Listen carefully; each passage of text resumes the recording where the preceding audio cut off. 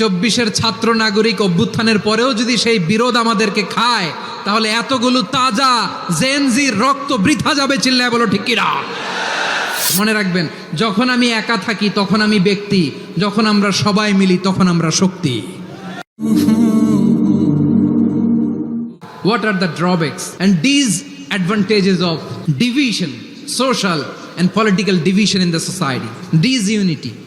আমরা যদি বিচ্ছিন্ন হই, একে অপরের যদি মারামারি করি, একজন যদি আরেকজনের কাফের ফতোয়া দেয়, আমাদের কি ক্ষতি? এক নাম্বার ক্ষতি হচ্ছে, আমরা যদি বিচ্ছিন্ন হই আমাদের শক্তি কমে যাবে, আমাদের পাওয়ার আমরা হারাবো। আমাদের কি হারাবো? পাওয়ার। মনে রাখবেন, যখন আমি একা থাকি তখন আমি ব্যক্তি, যখন আমরা সবাই মিলি তখন আমরা শক্তি।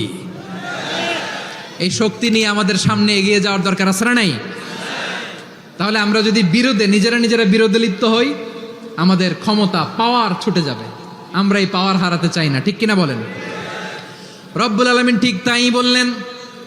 রব্বুল আলামিন বললেন, খবরদার, ওয়াতিউল্লাহ ওয়া রাসূলাহু ওয়া লা তানাযাউ ফাতাফশালু ওয়া তাযহাবা রিহুকুম ওয়াসবিরু ইন্নাল্লাহা মা'আস সাবিরিন। আল্লাহর আনুগত্য করো, নবীর আনুগত্য করো, কিন্তু খবরদার নিজেরা বিরোধে লিপ্ত হয়ো না, নিজেরা মারামারি করো না, তাহলে তোমাদের শক্তি কমায় দিবে কে?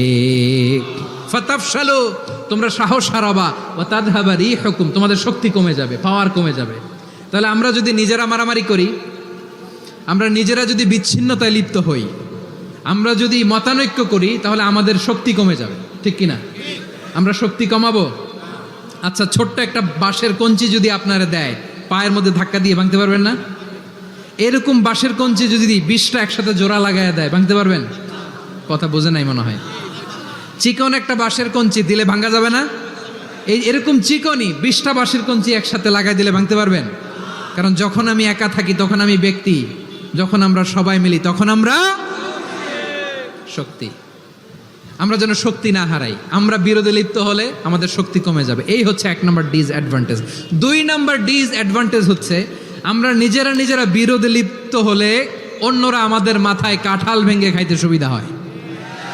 কথা বোঝেন নাই?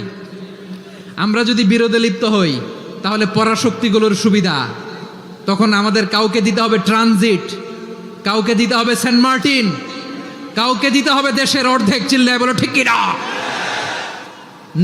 নিজেদের প্রবলেম সলভ করার ক্যাপাসিটি আমাদের আর থাকবে না। নিজেরা বিরোধে জড়ালে পরাশক্তিগুলো আমাদের মাথায় কাঁঠাল ভেঙে খায়। তখন ভারতের পিছনে দৌড়াতে, আমেরিকার পিছনে দৌড়াতে আমাদের জুতার তলা ক্ষয় হইয়া যাইবে। নিজেদের প্রবলেম সলভ করা যাবে না। আমরা যদি অন্যের পিছনে না দৌড়াতাম আর এই বিরোধকে থামাতে পারতাম, বাংলাদেশ আজকে যেখানে আছে তার কমপক্ষে 50 গুণ সামনে থাকতো। চিল্লায় বলেন ঠিক না?